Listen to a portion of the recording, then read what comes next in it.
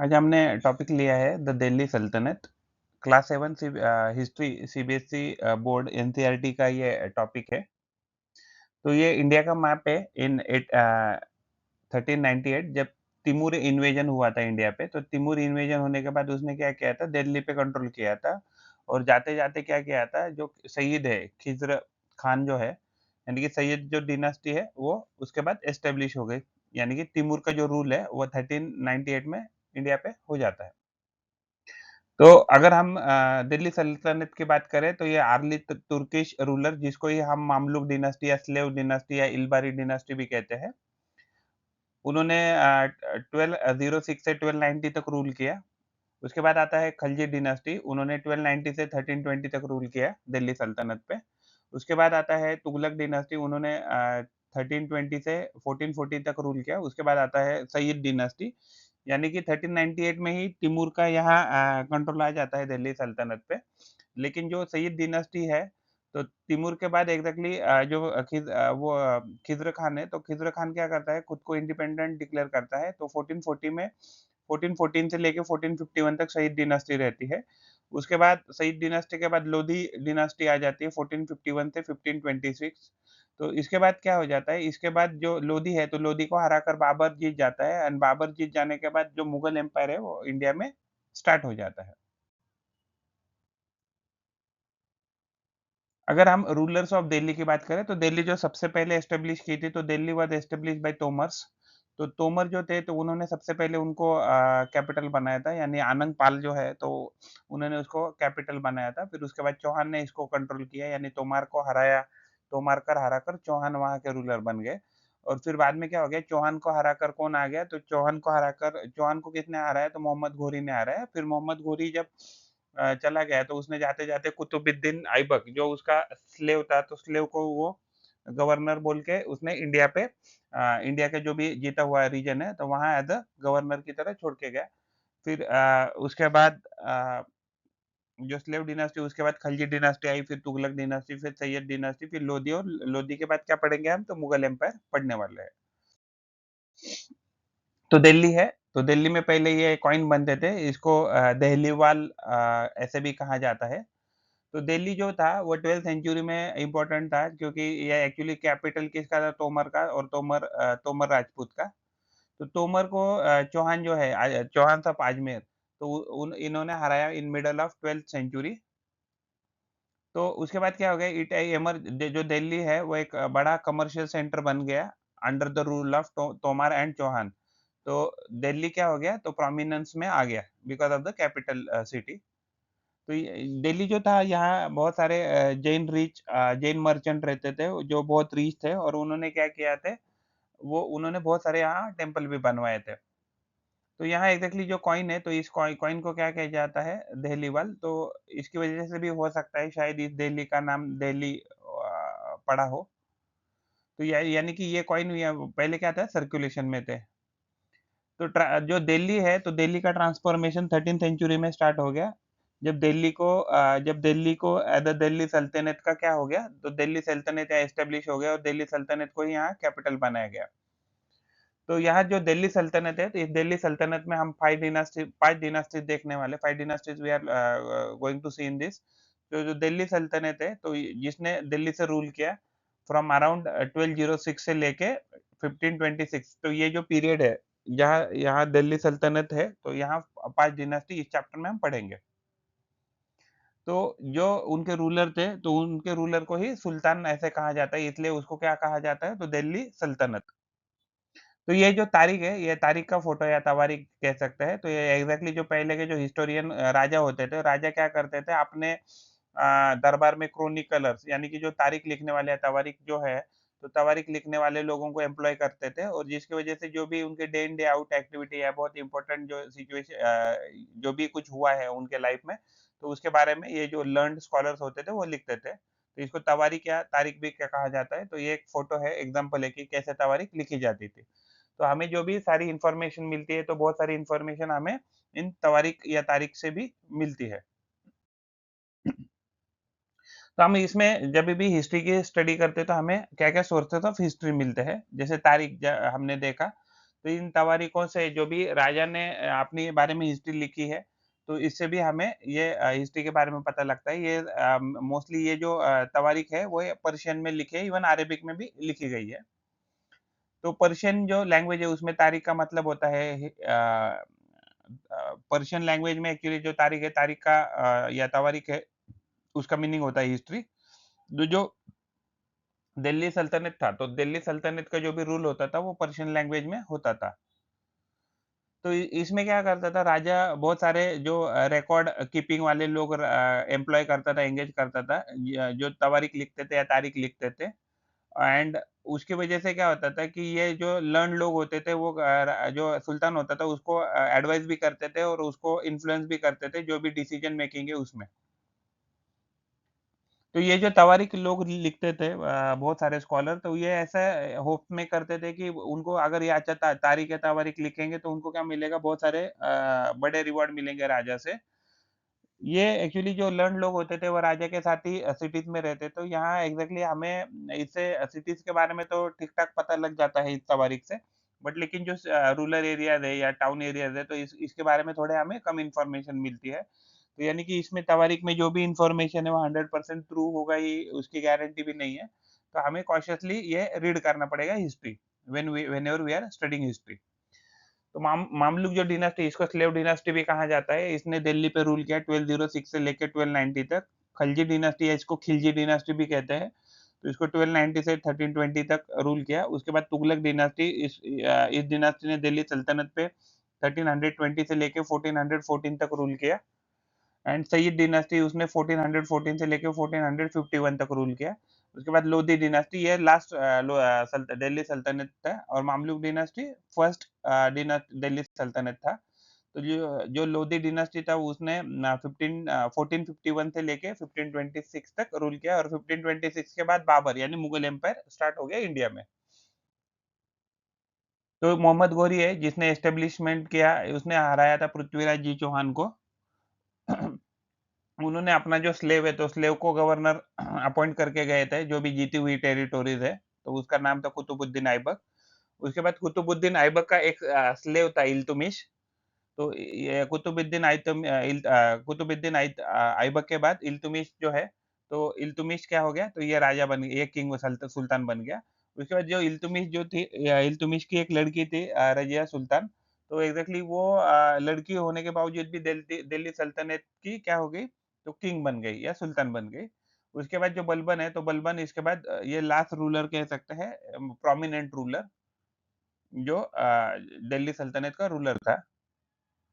तो कुतुबुद्दीन जो ऐबक है, तो उसने रूल किया था 1206 से लेके 1210 सीई पे। तो ये फाउंडर था स्लेव डिनास्टी का। फिर उसका सन इन लॉ था, और उसका स्लेव भी था इल्तुतमिश। तो इल्तुतमिश जो है, तो उसने 1200 सीई से लेके 1236 सीई तक रूल किया। उसके बाद एक दो राजा आ गए, और उसके बाद देखिए 36 से लेके रजिया सुल्ताना 1236 से लेके 1240 तक उसने रूल किया।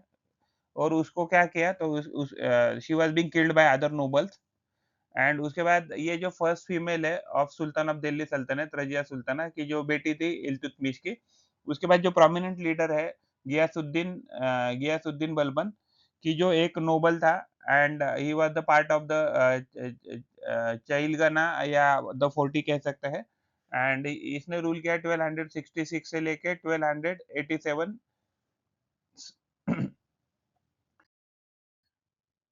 तो एग्जैक्टली ये जो है मामलुक डिनास्टी, इसमें हम क्या है, जो मेजर जो सुल्तान थे कि जिनका हिस्ट्री में कुछ स्पेशल काम किया है या जिन्होंने अच्छे से एडमिनिस्ट्रेशन किया, तो उसके बारे में हम यहाँ देखने वाले हैं इस चैप्टर में।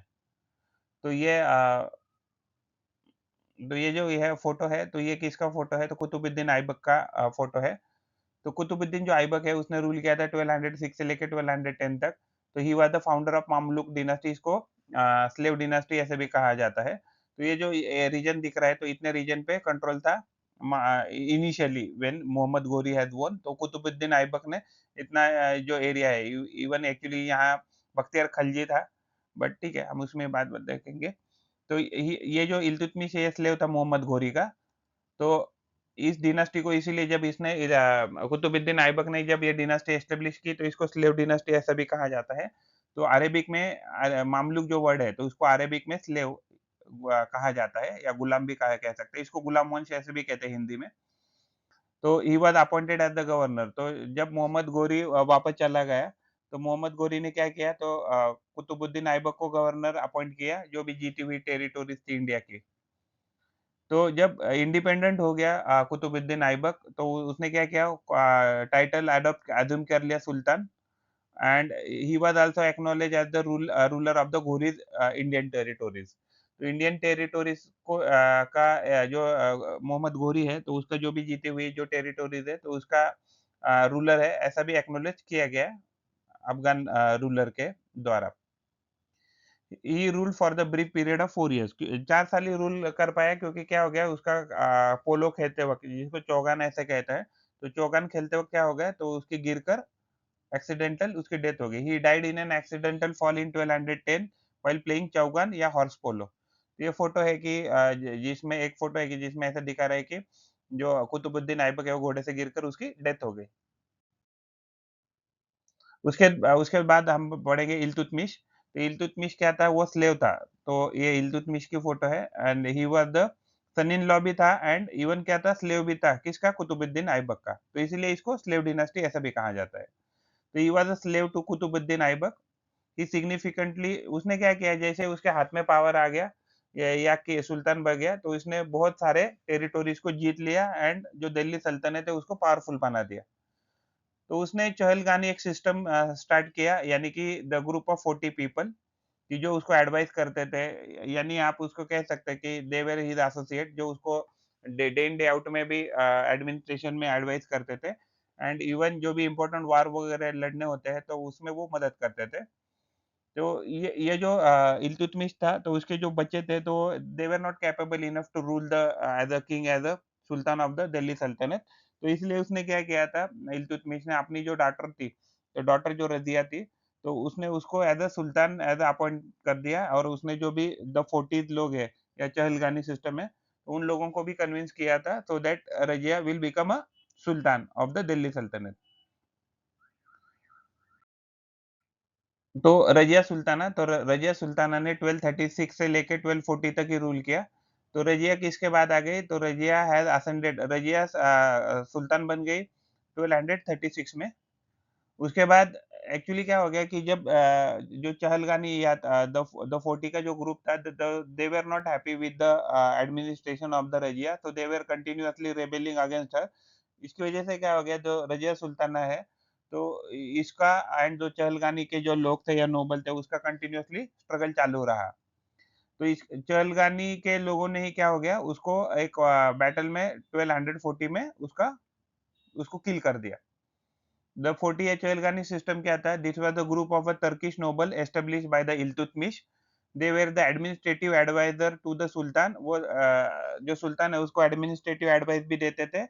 And after the death of Iltutmish, जो चहलगानी क्या हो गई, डेथ जब हो गया इल्तुतमिश का, तो ये जो चहलगानी सिस्टम था या चहलगानी के जो लोग थे, तो ये किंग मेकर्स बन गए, यानी कि वो लोग जो कहेंगे, तो वही राजा बनेगा या सुल्तान बनेगा। तो ये रजिया सुल्ताना का फोटो है। तो गियासुद्दीन बलबन, तो ये उसके बाद भी बहुत सारे राजा आ गए, लेकिन हम उस राजा या किंग या सुल्तान की बात करेंगे कि जो जिसने अच्छे से रूल किया, बहुत सारे इंडिया के जो भी हिस्ट्री है उसके ऊपर बहुत सारा इम्पैक्ट जिनकी वजह से हो गया, तो we are discussing that king in that particular chapter. तो रजिया के बाद क्या हो गया, तो रजिया के जो भाई वगैरह थे, तो वो इतने कैपेबल नहीं थे टू रूल। तो Razia successor proved worthless, ushering in a period of disorder and confusion. तो उसकी वजह से क्या हो गया, तो जो दिल्ली सल्तनत था, वहाँ actually disorder and confusion create हो गया। तो 1246 में 1246 में नोबल जो है, तो नोबल ने क्या किया, नसरुद्दीन महमूद बोल के एक यंगर सन था इल्तुतमिश का, तो उसको गद्दी पे बिठा दिया। लेकिन जो नसरुद्दीन मोहम्मद महमूद था, वो इनएक्सपीरियंस भी था, तो उसकी वजह से गियासुद्दीन क्या हो गया, तो गियासुद्दीन उसका मिनिस्टर बन गया और बाद में उसका डिप्टी भी बन गया। एंड उसके बाद धीरे-धीरे, यानी कि इनडायरेक्टली ये जो गियासुद्दीन बलबन है, तो इसने क्या किया, almost 20 years as a deputy he has ruled the Delhi सल्तनत।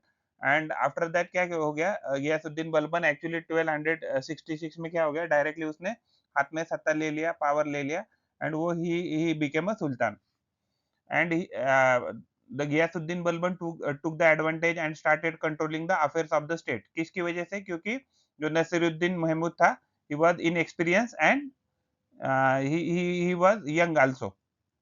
तो नसीरुद्दीन जो महमूद है, उसके बेटी के साथ जो गियासुद्दीन बलबन है, तो उसने अपने बेटी का शादी किया था, निकाह कह सकते हैं, तो वो नसरुद्दीन महमूद के साथ किया था। तो नसरुद्दीन जो महमूद है, तो उसको भी एक्चुअली ऐसा कहा जाता है कि बलबन ने ही मार दिया पॉइज़निंग करके, और उसकी वजह से क्या हो गया कि बलबन जो दिल्ली सल्तनत है, तो दिल्ली सल्तनत जो है, तो उसमें पावर में आ गया इन 1266 सीई में। तो 1266 में डायरेक्टली वो सुल्तान बन गया, और वो उसकी डेथ तक यानी कि 1287 तक बलबन ही सुल्तान बन के रहा। तो ऑलमोस्ट हम कह सकते हैं कि 40 years the Ghiyasuddin Balban has ruled the Delhi सल्तनत। तो बलबन क्या था पहले, एक्चुअली जो 40 या जो चहलगानी सिस्टम है, उसका एक नोबल हुआ करता था। लेकिन जैसे ही वो पावर में आ गया, यानी कि 1266 में पावर में आ गया, तो उसने धीरे धीरे करके क्या किया, जो द 40 जो सिस्टम बनाया था, चहलगानी सिस्टम था, तो उसको एलिमिनेट कर दिया, और एक एक करके जो 40 के जो भी नोबल थे, चहलगानी के जो भी नोबल थे, उसको एक एक करके उसने मार दिया। तो ये बलबन का फोटो है। तो गैरिसन टाउन टू एम्पायर, पहले क्या था, दिल्ली जो था ना, तो एक एज अ फोर्ट्रेस की तरह यूज किया जाता था, एंड उसका इतना ज्यादा इंपॉर्टेंस नहीं होता था। तो in early 30th century the control of Delhi was largely confined to the fortified settlement and with soldiers garrison town, यानी बहुत सारे सोल्जर्स रहते थे, और इसको एक फोर्ट्रेस की तरह दिल्ली का इस्तेमाल करते थे इन द 13th सेंचुरी। लेकिन सुल्तान क्या होता था, उसके जो रीजन है, उसके जो आजू बाजू के रीजन है, या हिंटरलैंड का जो भी रीजन है, वहां एग्जैक्टली उतना ध्यान नहीं देता था।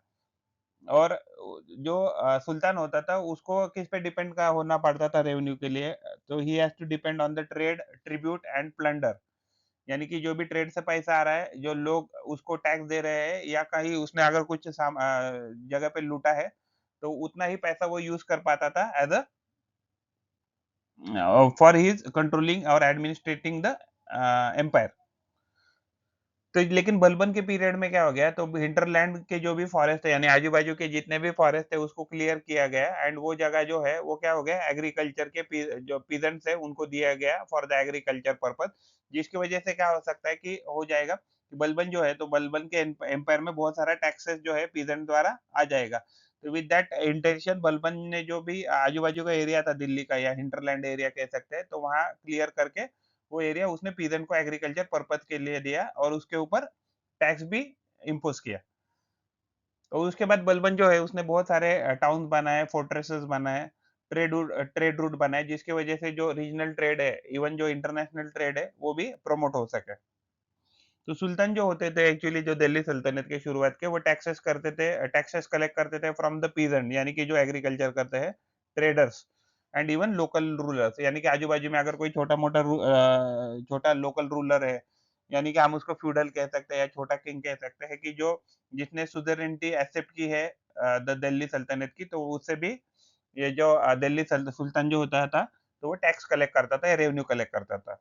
तो जब बलबन का डेथ हो गया 1287 में, तो उसके बाद फ्रेश डिस्टर्बेंस आ गए दिल्ली सल्तनत में, और उसके बाद वाइड स्प्रेड टर्मोइल भी आ गया। तो इसके किसके लिए, for the succession of the throne. तो इसकी वजह से क्या हो गया, ये जो एम्पायर है, वो वीक हो गया over the period of time. और ये जो टर्मोइल या डिस्टर्बेंस का पीरियड था, इसमें ही क्या हो गया, द फॉरेन इन्वेजन भी आ गए, इंटरनल रेबेलियन भी आ गया। उसके वजह से this further damage the empire leading to the fall of Mamluk dynasty. इसकी वजह से क्या हो गया, मामलुक डिनास्टी बहुत कमजोर हो गई, and they were being replaced by the Khaljis. Khalji dynasty 1290 से लेके 1320 तक, जलालुद्दीन खलजी जो है, या खिलजी जो है, हम इसको खलजी या खिलजी डिनास्टी भी कह सकते हैं। इसका फाउंडर था जलालुद्दीन खलजी, और अलाउद्दीन खलजी जो है, तो उसने जलालुद्दीन खलजी को मार दिया, जो उसका अंकल था। एंड उसके बाद क्या किया, एक्चुअली जो जलालुद्दीन खलजी जो है, तो उसकी बेटी के साथ अलाउद्दीन खिलजी का जो है, वो शादी हुआ था। तो ये एम्पायर है कि जो खलजी डिनास्टी के टाइम तक इतना कंट्रोल में था उनके रीजन डायरेक्टली। तो मामलिक जो डिनास्टी थे, मामलिक डिनास्टी को रिप्लेस किया खलजी डिनास्टी में, फाउंडर था जलालुद्दीन खलजी। तो फाउंडर था जलालुद्दीन खलजी। तो खलजी जो है उसका ओरिजिन जो था टर्किश अफ़गान था, यानी कि पहले अफ़गान से टर्किश और अफ़गान ऐसा उनका ओरिजिन था। तो जब खलजी जब पावर में आए, तो पहले क्या होता था कि जो मामलुक डिनास्टी थे, वहाँ एग्ज़ैक्टली प्रोमिनेंट पोज़ीशन किसको दे दी जाती थी, जो टर्किश ओरिजिन के जो लोग होते थे, उनको मिलती थी। बट बाद में जब भी खलजीज़ पावर में आ गए, तो ये जो प्रोमिनेंट या इम्पोर्टेंट पोज़ीशन है, वो अफ़गान लोगों को भी दी जाने लगी या अदर देन टर्किश लोगों को भी दी जाने लगी। अलाउद्दीन जो खलजी जो था, तो जब पावर में आया तो उसने अपने अंकल का अंकल का यानी फादर इन लॉ का मर्डर कर दिया एंड ये किया था उसने 1296 में एंड हम कह सकते हैं कि 1296 से अलाउद्दीन खिलजी क्या हो गया, दिल्ली सल्तनत का सुल्तान हो गया। खिलजी डिनास्टी अलाउद्दीन खिलजी के बारे में हम इसमें पढ़ेंगे। तो अलाउद्दीन खिलजी बहुत एम्बिशियस था, तो एक्चुअली इसने क्या किया कि बहुत सारे इंपीरियल पावर बढ़ाने की कोशिश की, यानी कि बहुत सारे रीजन पे एरियाज पे अटैक करने की कोशिश की, so that to consolidate his empire. तो उसने एनेक्स किया गुजरात को, मेवाड़ को, मालवा, जलोर जो राजस्थान में आता है, ये बहुत सारी जगह पे उसने फोर्टिफाइड प्लेसेस, ये इन सारे प्लेसेस को क्या किया, फोर्टिफाई किया। तो जो बहुत सारे हिंदू चीफ थे साउथ में, तो उनको भी अपना वसाल बना दिया। तो और उनको मजबूर किया अपना वसालेज एक्सेप्ट करने के लिए, जैसे होयसलात, काकटियात, पांड्यात, यादवात ऑफ देवगिरी, इन सारे लोगों को क्या किया, मजबूर कर दिया, यानी रादर उन्होंने उसने हराया भी, अगर जरूरत पड़ी तो हराया भी, और उनको अपना वसालेज एक्सेप्ट करने में या सुजरेनिटी एक्सेप्ट करने में उनको मजबूर कर दिया। तो जो मंगोल था, तो मंगोल को जो इन्वेजन था, तो मंगोल का इन्वेजन अलाउद्दीन अलाउद्दीन जो खिलजी है, तो उसके फोर्सेस ने बहुत आसानी से मंगोल को हरा दिया। तो उसके बाद क्या हो गया, मंगोल का इन्वेजन बंद हो गया इंडिया में बहुत समय के लिए। ही अंडरटुक मेनी रिफॉर्म, तो इसने अलाउद्दीन खिलजी जो है, हम इसको क्यों पढ़ते हैं, तो इसने बहुत सारे रिफॉर्म भी किए इंडिया में, जैसे एडमिनिस्ट्रेटिव सिस्टम में रिफॉर्म किए, मिलिट्री सिस्टम उसने पावरफुल बनाया। उसके बाद ये उसने रेवेन्यू एडमिनिस्ट्रेशन इंप्रूव किया, लैंड रेवेन्यू सिस्टम उसने इंप्रूव किया। तो खिलजी जो डिनास्टी है, इक्ता और इक्तादार क्या होता था, तो खिलजी डिनास्टी के टाइम, इवन तुगलक डिनास्टी के टाइम क्या किया जाता था कि जो भी लोग हैं इम्पोर्टेंट पोजीशन पे, तो उनको क्या किया जाता था, तो उसको इम्पोर्टेंट जो इम्पोर्टेंट पोजीशन है, जो अपने एकदम वफादार लोग हैं, उनको ही क्या किया जाता था, इम्पोर्टेंट पोजीशन पे डिप्यूट किया जाता था एज अ गवर्नर। तो ये जो अपॉइंटीज होते थे, वो उनके मास्टर के लिए बहुत ज़्यादा क्या होते थे, तो लॉयल होते थे, लेकिन जो भी उसका सक्सेसर आने वाला है, तो उसके लिए ये इतने लॉयल नहीं होते थे। तो इसकी वजह से क्या होता था कि पावर स्ट्रगल होता है, जब भी राजा या सुल्तान बदलता था, तभी इनमें पावर स्ट्रगल होता था। तो सुल्तान जो होता था, तो वो क्या करता था, मिलिट्री जो कमांडर है, ये हम कभी की बात कर रहे हैं Khilji dynasty and Tughlaq dynasty के टाइम पीरियड में। तो जो मिलिट्री कमांडर होता था, उसको ही गवर्नर की तरह अपॉइंट किया जाता था ऑफ डिफरेंट टेरिटोरीज। उसमें क्या होता था कि डिफरेंट साइजेस ऑफ लैंड उनको दी जाती थी, वहां से उनको रेवेन्यू कलेक्ट करने का पावर था, अथॉरिटी था। और जो जिस रीजन में वो लैंड कलेक्ट करते थे, उन मिलिट्री कमांडर को क्या कहा जाता था, इक्तादार, या उसको मुफ्ती ऐसे भी कहा जाता है। और इक्ता वो पीस ऑफ लैंड है कि जो दी गई है इक्तादार को। तो ड्यूटी ऑफ इक्तादार, इक्तादार का क्या क्या काम होता था, तो जब भी सुल्तान को जरूरत पड़ेगी, वो मिलिट्री असिस्टेंट प्रोवाइड कर देगा। और अपना जो भी रीजन यानी इक्ता उसके पास मिला है, उसमें लॉ एंड ऑर्डर मेंटेन करने का जिम्मेदारी भी इक्तादार का रहेगा। और उसके पास इक्तदार के पास अथॉरिटी होती थी टू कलेक्ट रेवेन्यू। तो यानी कि एज अ सैलरी की तरह वो सब जो भी रेवेन्यू है वो कलेक्ट करके खुद के पास रखता था। और जो भी उसने अपने पास जो भी सोल्जर्स या आर्मी मेंटेन की है, तो उसको सैलरी देने के लिए भी वो रेवेन्यू ही यूज करता था। ये जो रेवेन्यू उसने कलेक्ट किया, तो वो he was using all that money to pay the salary to the soldiers and to run the even administration also of that particular iqta. तो खलजी और जो तुगलक जो थे, उन्होंने स्ट्रिक्ट रूल एम्प्लॉय किए थे, सो दैट कि जो भी मुक्ति जो है, तो ये मुक्ति है या इक्तादार है, वो अपना जो भी पोजीशन है उसका मिसयूज ना करे। एंड इवन इन्होंने ये भी इंश्योर किया था कि ये जो पावर इक्तादार जो सिस्टम है या इक्ता सिस्टम है, वो हेरिडेटरी ना बने। तो इसके लिए वो क्या करते थे, कंटिन्यूअसली इक्ता जो है या इक्तादार है, उसका कंटिन्यूअसली एक जगह से दूसरी जगह पे ट्रांसफर करते थे। तो iqtas were assigned for short span, यानी कि अगर जैसे उनको लगता था कि कोई इक्तादार अच्छे से काम नहीं करता था, तो उसका ट्रांसफर किया जाता था और वो एग्ज़ैक्टली फ्रीक्वेंटली ट्रांसफर करते थे कि जिसकी वजह से वो जो भी अकाउंट है रेवेन्यू के, तो उसमें कोई वो मैनिपुलेशन ना कर। तो इक्ता एंड इक़्तिदार में जो दिल्ली सल्तनत था, तो वो क्या था कि उनके पास जो भी गवर्नर थे, तो दे needed reliable governor and administration.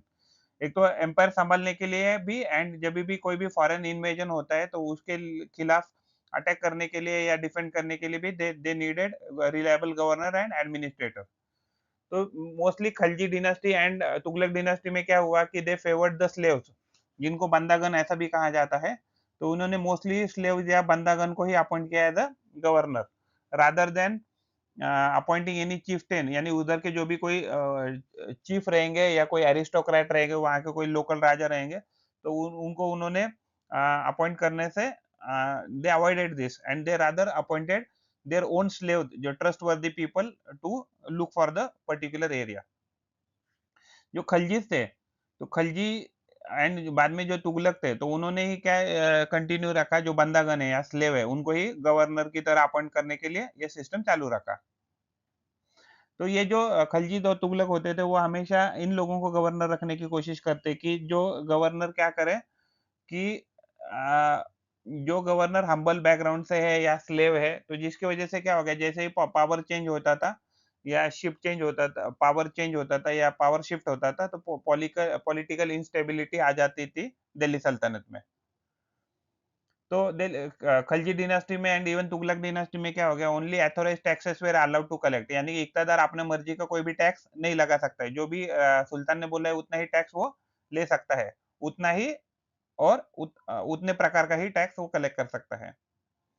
और एक्चुअली राजा सुल्तान का पूरा ध्यान रहता था कि मुफ्ती जो है, वो अपना जो नंबर ऑफ सोल्जर जो रिक्वायर्ड है to be maintained by the particular iqta और स्टेट, तो जो भी उसको बोला है इक़्तिदार को to maintain particular number of army और सोल्जर, तो वो इसका भी केयरफुली चेक किया जाता था। इवन टैक्सेस जो भी कलेक्ट किया है, इसमें कोई मैनिपुलेशन नहीं है, तो इसके लिए भी पूरा जो सुल्तान थे, उनका पूरा कंट्रोल था इसके ऊपर। तो अलाउद्दीन खिलजी ने कौन-कौन से रिफ़ॉर्म लाए? तो उसने अलाउद्दीन जो खलजी है, तो उसने जो भी पूरा स्टेट का जो भी असेसमेंट था, वो खुद के पास रखा, उसकी पावर खुद के पास रखी एंड इवन लैंड रेवेन्यू जो भी कलेक्शन है, उसमें जो भी रिफ़ॉर्म है, तो उसके लिए भी उसने क्या किया, जो पूरा कंट्रोल अपने पास ही रखा। तो उसने अलाउद्दीन जो खिलजी है, उसने जो दोआब का जो रीजन है, दोआब यानी कि जो फर्टाइल रिवर रहती है गंगा और यमुना, तो उसके बीच में क्या आता है, बहुत सारा 2 रिवर के बीच में अगर फर्टाइल लैंड है, तो उसमें जो भी फर्टाइल लैंड आती है, तो उसका पर्टिकुलर रीजन का रेवेन्यू क्या होगा, उस पर्टिकुलर लैंड पे कितना रेवेन्यू कलेक्ट करना चाहिए, तो इसके लिए उसने क्या किया, बहुत ज़्यादा सर्वे किया और इसके लिए उसने क्या किया, he has established the practice of direct land income collection by the state, तो यानी कि डायरेक्टली जो एग्री पीजेंट है, एग्रीकल्चर है या फार्मर है, वो डायरेक्टली टैक्स किसको देगा, तो स्टेट को देगा, rather than paying to any third person. तो इवन जो लोकल लैंड ओनर्स थे, जिसको खुद या मुकादम्स कहा जाता है, तो उनको भी उसने मजबूर किया to pay the land tax, जिसको लैंड टैक्स को खर्च ऐसा कहा जाता है। तो जो खर्च होता था, वो that was equal to 50% of the produce, तो जितना भी एग्रीकल्चर में प्रोड्यूस किया जाएगा, उसमें 50% का किसको देना पड़ेगा, स्टेट को देना पड़ेगा। इवन जो अलाउद्दीन खिलजी था, तो उसने कैटल पे, यानी कि if you are having a cattle, तो आपको टैक्स देना पड़ेगा and if you are having homes, तो भी आपको टैक्स देना पड़ेगा टू द स्टेट। उसके बाद उसने क्या किया, अलाउद्दीन खिलजी ने important system price control system रखा, सो दैट क्या किया, उसने मॉडरेट सैलरी पे किया in cash to the soldier. और जब भी ये लोग दिल्ली रीजन में सामान खरीदते थे, जैसे food grain, animal clothing, slave या अदर गुड, तो इन सारे चीजों की क्या किया, उसने प्राइस फिक्स कर दी, जिसके वजह से क्या हो गया, इन्फ्लेशन नहीं लगेगा and in order to allow the warrior, जो भी उसके सोल्जर है, they can live a comfortable life on a moderate life, यानी कि जो भी उसके पास जो भी मॉडरेट इनकम है, तो मॉडरेट इनकम पे भी क्या कर सकता है, दे कैन इजीली सर्वाइव।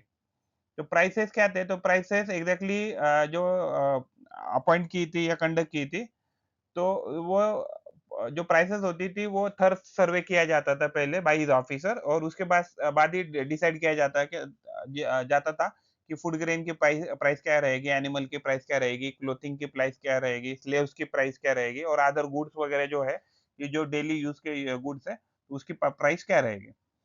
तो उसके बाद अलाउद्दीन जो खिलजी है, उसने बहुत सारे मार्केट भी ओपन किए, जिसकी वजह से बहुत आसानी से आपको सामान मिले जो भी डेली यूज का है। उसके बाद जो अगर कोई पकड़ा जाता है कि वो जो गुड्स है उसको होल्डिंग कर रहा है, या मर्चेंट जो है वो अपना जो भी एमआरपी है, या जो the price allowed by the government या स्टेट, उस पे अगर वो उसको बेच नहीं रहा है या खरीद नहीं रहा है, तो उसको क्या करता था, उसको फाइन देना पड़ता था। उसके बाद तुगलक डिनास्टी, यानी कि जो खलजी है, खलजी को हराकर कौन आ गए, तो पावर में तुगलक आ गए। तो ये तुगलक है, तुगलक के टाइम में क्या हो गया कि बहुत ज़्यादा एक्सपेंशन हो गया, उन्होंने बहुत ज़्यादा एरिया जो है वो कंट्रोल में लिया था अपने इंडिया का। तो उनका रूल था 1320 से लेके 1414 तक। तो खलजीज़ वर रिप्लेस्ड बाय द तुगलक इन 1320। तो इसका फाउंडर था गियासुद्दीन तुगलक। तो उसने क्या किया, तुगलकाबाद एक फोर्ट्रेस भी बनाया, यानी कि एक सिटी भी बनाया नियर दिल्ली। तो उसके बाद 1324 में प्रिंस जोना खान, कि जिसको मोहम्मद बिन तुगलक ऐसा भी कहा जाता है, तो उसने थ्रोन पे आ गया, यानी कि दिल्ली सल्तनत का ही बिकेम सुल्तान। जो भी दिल्ली सल्तनत है, तो उसमें से वो one of the most intelligent and one of the most Sultan of Delhi सल्तनत ऐसा भी माना जाता है। बट प्रॉब्लम क्या था कि वो उसकी जो भी पॉलिसीज थी, या जो भी उसके जो assumption थे, वो उसको बहुत ऑब्स्टिनेटली फॉलो करता था, जिसकी वजह से क्या हो गया, लोगों को बहुत बार क्या हो गया कि बहुत ज्यादा प्रॉब्लम का भी फेस करना पड़ा in the period of Mohammad bin Tughlaq. तो he was very knowledgeable. Muhammad bin Tughlaq was very knowledgeable person in logic, philosophy, astronomy, mathematics, physical sciences. तो he was accomplish calligrapher and well versed in Persian poetry. यानी कि ये सारे चीजों चीजों की खूबियां थी, यानी he was very too talented. तो एडमिनिस्ट्रेटिव रिफॉर्म उसने बहुत सारे लाने की कोशिश की, मोहम्मद बिन तुगलक ने। लेकिन क्या हो गया, मोस्ट ऑफ हिज आइडियाज क्या हो गया, failed due to impractical nature. और इम्प्रैक्टिकल नेचर की वजह से इसके आइडियाज फेल्ड हो गई, तो इसकी वजह से क्या हो गया कि जो उधर के जो लोग होते थे, उसके लिए उनको क्या हो गया, बहुत ज्यादा प्रॉब्लम का सामना करना पड़ा। तो जो मोहम्मद बिन तुगलक है, उसने टैक्सेशन लाया था दोआब सिस्टम में। तो दोआब सिस्टम में उसने क्या किया था, जो भी फर्टाइल लैंड है, तो वहाँ का टैक्सेस बहुत ज़्यादा बढ़ा दिए थे, जिसके वजह और कुछ जो दूसरे टैक्सेस थे उनको भी इंक्रीज़ किया था। तो जो भी वहाँ के लोकल जो फार्मर थे या पीज़न्ट थे, उनको उसकी वजह से बहुत ज़्यादा प्रॉब्लम फेस करनी पड़ी। और जब भी कोई फर्माइन टाइम आता था, या सही से क्रॉप ग्रो नहीं कर रहा है, तो उस टाइम पे जो स्टेट था, तो वो कोई भी कंसेशन नहीं देता था। इसकी वजह से क्या हो गया, जो बहुत सारे पीज़न्ट थे, उनको बहुत सारे परेशानी का सामना करना पड़ा। और actually they were even not helping to improve the agriculture. तो स्टेट सपोर्टिव नहीं था, इसलिए क्या किया, बहुत सारे पीजेंट ने अपना फार्मिंग छोड़ दिया। और वो एक्चुअली दुखी भी थे, इसकी वजह से भी अपना फार्मिंग छोड़ दिया। They abandon their land and shifted to other places, यानी दूसरी जगह पे उस फार्मर ने शिफ्ट कर दिया, because taxes was too high heavy. तो it was not possible to pay the taxes. तो उसने एक्चुअली दूसरा एक मेजर डिसीजन लिया था, टू ट्रांसफर द कैपिटल। किसने, मोहम्मद बिन तुगलक ने। तो उसने डिसीजन लिया था कि एक्चुअली क्या हो रहा था कि दिल्ली की पे कंटिन्यूअसली मंगोल का इन्वेजन हो रहा था, अटैक हो रहा था। इसकी वजह से उसने डिसीजन लिया था कि दिल्ली से कैपिटल शिफ्ट हो जाएगा दौलताबाद में। तो दौलताबाद का ही नाम अभी देवगिरी है, जो औरंगाबाद में आता है, महाराष्ट्र में, जो डेक्कन रीजन में आता है। तो उसने एक्चुअली ये सोचा, मोहम्मद बिन तुगलक ने, कि ये सुपीरियर स्ट्रेटेजिक लोकेशन है, यानी कि यहाँ से नॉर्थ और साउथ दोनों को कंट्रोल किया जा सकता है इंडिया में। एंड प्लस ये एरिया क्या था कि दूर था मंगोल के इन्वेजन से। तो it was protected against the Mongol attack. उसके ये डिसीजन से क्या हो गया कि जो दिल्ली रेसिडेंट थे वो बहुत नाखुश हो गए। एंड बहुत सारे लोग जब ये शिफ्टिंग चल रहा था फ्रॉम दिल्ली टू दौलताबाद, जब लोग ट्रैवल कर रहे थे और चल के आ रहे थे, इसमें इसमें क्या हो गया, बहुत सारे लोगों की डेथ हो गई on the way, because of different reason. यानी उसने बहुत सारे कंसेशन, बहुत सारी फैसिलिटीज भी दी थी, so that people can shift to from Delhi to Daulatabad along with their families. But फिर भी कुछ ऐसे कुछ सर्कमस्टेंसेस हो गए कि जिसकी वजह से ये डिसीजन सही नहीं हुआ। आफ्टर तो उसको जब पता लगा कि ये सब सही नहीं चल रहा है and people are not happy, तो उसने ये सारा डिसीजन रिवर्स करने की कोशिश किया and he give the order so that everyone to return to Delhi, और दिल्ली ही कैपिटल रहेगा, ये वापस उसने डिसीजन लिया व्हाइल कमिंग टू दौलताबाद। तो इसकी वजह से क्या हो गया, जो टोकन करेंसी था उसका थर्ड डिसीजन था जो बहुत बड़ा फेल हो गया, वो था टोकन का introduction of the token currency.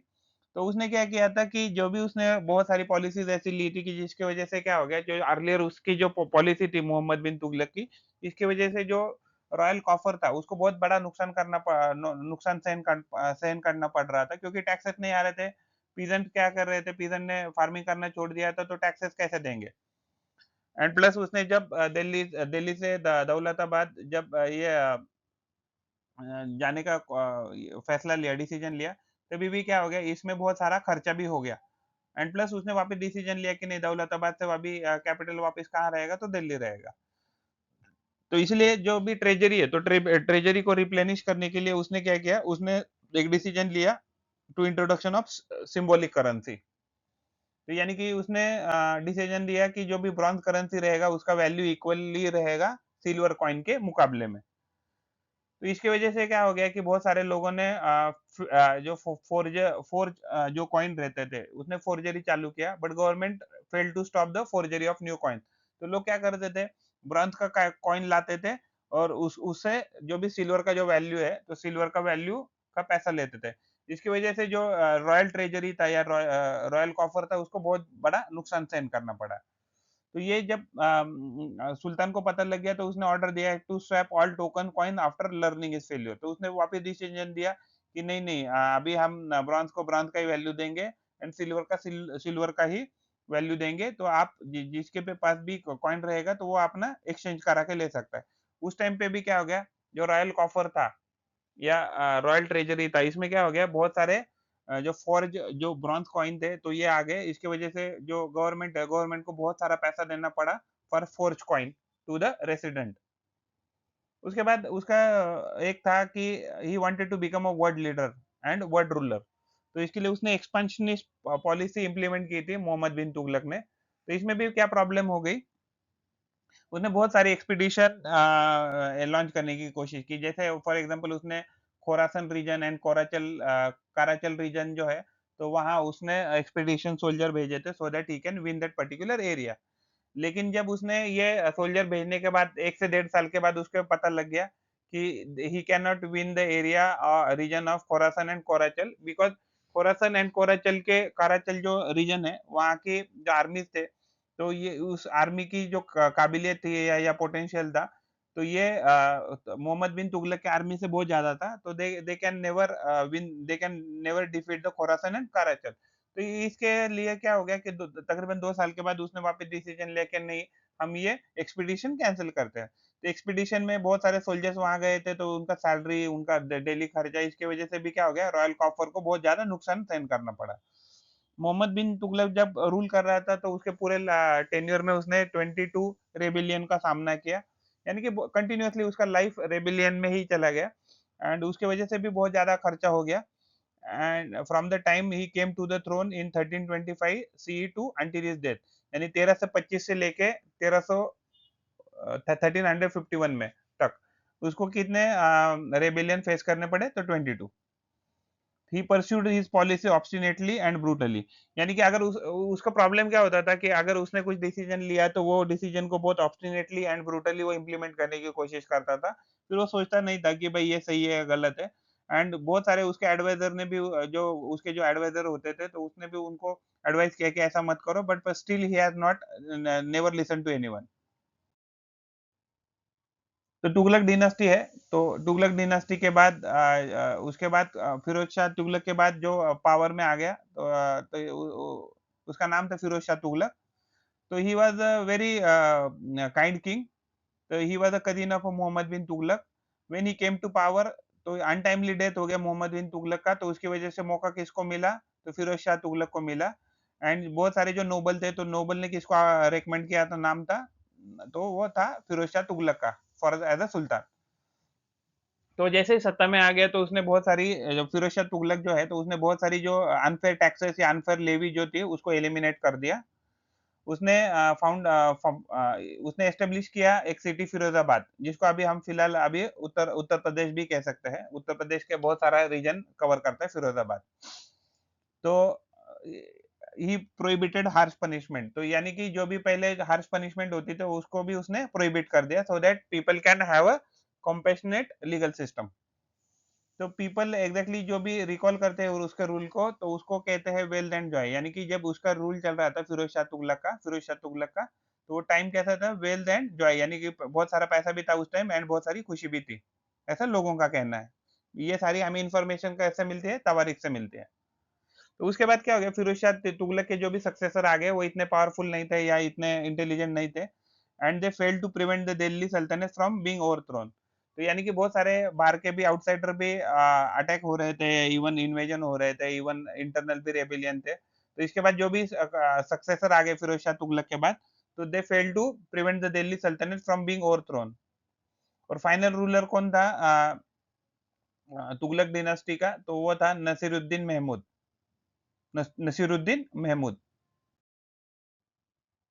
फिर तिमूर इन्वेजन आमिर जो तिमूर है, ही केम टू पावर इन 1369।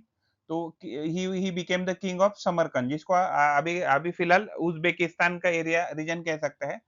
तो he was very ambitious ruler, तो उसने क्या किया, तो to expand his territory and to expand his power, he attacked India in 1398, और उसने दिल्ली सल्तनत जो भी थे, तो यानी कि उसने तुगलक जो है, तो तुगलक को हरा दिया। उसके बाद जो आमिर तिमूर जो है, तो उसके इन्वेजन की वजह से क्या हो गया, दिल्ली जो है सल्तनत वो पूरा टूट गया, और उसकी जो भी पावर थी, बची कुची पावर थी, वो भी चली गई। तो उसके बाद वो जब तिमूर जो तिमूर था, ये इसको तैमूर ऐसा भी कहा जाता है। तो वो जब वापिस चला गया, तो उसने खिज़्र खान सैयद, जो उसने उसको इन्वेजन में मदद की, and he was one of his army general. तो उसने उसको अपॉइंट किया था governor in the Multan region, जो अभी पंजाब पाकिस्तान, मुल्तान, लाहौर, दीपालपुर, ये रीजन में क्या किया, एज अ गवर्नर अपॉइंट किया ऑन बिहाफ ऑफ तिमूर। तो उसके बाद जब तिमूर की जब डेथ हो जाती है, तो तिमूर के डेथ के बाद क्या होता है, सैयद जो डिनास्टी है, जो खिज़्र खान जो था, तो वो खुद को इंडिपेंडेंट डिक्लेयर करता है, और सईद डिनास्टी ने रूल किया 1440 से लेके 1451 तक।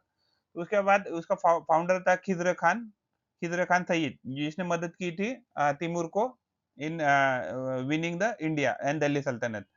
तो ये खिज़्र खान पावर में आ गया 1414 में। वैसे 1398 में ही वो गवर्नर बन गया था, बट ऑफिशियली सुल्तान दिल्ली सल्तनत का 1414 में बना। He was succeeded by his son, उसका जो बेटा है, वो उसके बाद उसने सक्सीड किया दिल्ली सल्तनत को, मुबारक शाह। और मुबारक शाह के कोर्ट में एक क्रोनिकलर होते थे, याह्या बिन अहमद सरहिंदी। तो इन्होंने भी बहुत सारी तवारीख लिखी है, तो इससे भी हमें बहुत सारी इंफॉर्मेशन सईद डिनास्टी के बारे में पता लगती है। तो उसका जो लास्ट रूलर जो था सईद डिनास्टी का, उसका नाम था अलाउद्दीन आलम शाह। तो एग्जैक्टली जब बहलुल लोदी ने दिल्ली सल्तनत पे अटैक किया, तो उसने खुद होके ही ये पहला ही एक अकेला ही एक दिल्ली सल्तनत का सुल्तान है, जिसने वॉलंटरली एब्डिकेट किया अपने थ्रोन को, यानी कि वो गद्दी छोड़कर भाग गया। तो कहाँ भाग गया, तो बदाऊन में भाग गया। तो बदाऊन कहाँ रीजन है, तो उत्तर प्रदेश इंडिया में ये रीजन है, और वहां जाके वो अपने जिंदगी के लास्ट तक उधर ही बदाऊन में रहा। यानी कि ये सईद डिनास्टी जो है, सैयद डिनास्टी के बाद कौन पावर में आ गया, तो बहलुल लोदी, यानी लोदी डिनास्टी पावर में आ गई। अभी हम देखेंगे लोदी डिनास्टी, इसको लोधी LODHI डिनास्टी ऐसे भी कहा जाता है। उन्होंने रूल किया 1451 सीई से लेके 1526 सीई तक। 1526 के बाद मुगल एम्पायर आ गया इंडिया में, क्योंकि बाबर ने हरा दिया था इब्राहिम लोदी को। तो ये लोदी डिनास्टी का रूल है। लोदी डिनास्टी इतना बड़ा एक्सपेंशन नहीं कर पाई, और रादर उसने बहुत सारा रीजन भी अपने हाथ से गवा दिया। तो क्योंकि लोदी डिनास्टी के रूलर इतने पावरफुल नहीं थे, तो फाउंडर जो था वो बहलुल लोदी था। He was an Afghan leader. तो उसके बाद उसके बेटे ने सिकंदर लोदी ने रूल किया 1489 से लेके 1517 तक, और इसको जो सिकंदर लोदी है, इसको the most able ruler of Lodi dynasty ऐसा भी कहा जाता है या माना जाता है। उसके बाद उसका जो एल्डेस्ट सन था इब्राहिम लोदी, सिकंदर लोदी का एल्डेस्ट सन था, इब्राहिम लोदी, तो उसने रूल किया 1517 से लेके 1526। उसमें क्या हो गया 1526 में he ascended Ibrahim Lodi ascended the throne in 1517 after the death of his father Sikandar Lodi. And Ibrahim Lodi जो है तो he was being killed by Babur in the first battle of Panipat, जो हरियाणा में हुई थी। पानीपत रीजन हरियाणा में आता है, तो फर्स्ट बैटल ऑफ पानीपत 1526 में इसको किसने हराया है, तो बाबर ने हराया है। तो बाबर ने उसके बाद इंडिया में मुगल एम्पायर एस्टेब्लिश कर दिया। एंड इसकी वजह से क्या हो गया, जैसे ही डेथ हो गया इब्राहिम लोदी का, लीडिंग इसके बाद leading to the collapse of Delhi Sultanate and founding the Mughal empire in India. तो इसके बाद मुगल एम्पायर इंडिया में चालू हो गया after 1526, after the death of Ibrahim Lodi. तो rise and fall of Aztec, तो एस्टेक के बारे में हमें बताया गया है। तो मेक्सिको जो सिटी है करंटली, तो इसको ही हम एस्टेक ऐसे कह सकते हैं। तो ये एस्टेक के कुछ फोटो है। तो एस्टलन क्या है, एस्टलन एक मिथिकल प्लेस है जो नॉर्दर्न मैक्सिको में आता है। एस्टेका क्या है, तो जो उसके लैंग्वेज में, उनकी जो पर्टिकुलर लैंग्वेज में है, तो उसको कहा जाता है someone who comes from the Aztlan. Aztlan से जो आता है उसको एस्टेका ऐसा कहा जाता है। तो नवाटल, तो नवाटल क्या है, तो ये एस्टेक की नेटिव लैंग्वेज होती थी। एस्टेक जो भी पीपल है उनकी नेटिव लैंग्वेज नवाटल ऐसा होती थी। जो एस्टेक कौन थे, तो एस्टेक माइग्रेंट थे जो अराइव किए थे from north into the Anahuac valley and establish themselves on the shore of lake Texcoco. तो टेक्सोको पे जो वो नॉर्थ से कहीं से आए थे एंड उन्होंने लेक टेक्सोको पे अपना सिटी कह सकते हैं एम्पायर एस्टेब्लिश किया था। In 1325, the CE they founded Mexico Tenochtitlan, Mexico city capital of Aztec. तो यानी 1350, ये जो मेक्सिको सिटी जो हम अभी देखते हैं, तो उसका एस्टेब्लिशमेंट कहाँ हो गया था, तो ये 1325 में हुआ था। किसने किया था, तो एस्टेक जो होते हैं, तो एस्टेक लोगों ने ही मेक्सिको को एस्टेब्लिश किया था, सिटी को। उनका जो भी रूल है, एम्पायर है, तो वो खत्म हुआ 1521 सीई में, जब स्पेनिश कॉन्करर यानी कि स्पेनिश बैटल हुआ हर्नन कोर्देस। कोर्देस ने जब एस्टेक पे अटैक किया, उनके लोगों को, उनके सिटी को भी डिस्ट्रॉय किया, उनके आर्मी को डिस्ट्रॉय किया। एंड दे जो स्पेनिश कॉन्करर था उसने they took over their land and their city also.